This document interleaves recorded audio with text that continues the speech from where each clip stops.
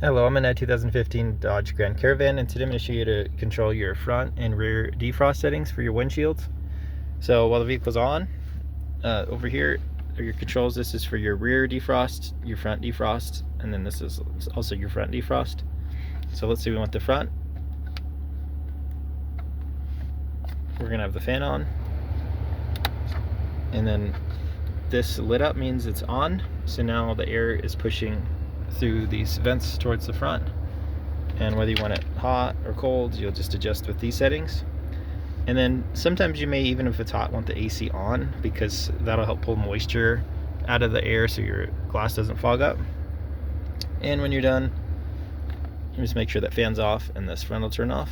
And for the rear, the way that works, if you can see it in the video, there's some black lines that run through the glass. Those black lines are a heating mechanism that, when they're turned on, will start to melt any ice that might be built up. And again, to just turn that off, you just push this button again. And if you're having issues with these working, you might first want to check your fuses. Sometimes if a fuse is burnt out, it might interfere with these working properly. But I hope this is helpful, and hope you have a wonderful day.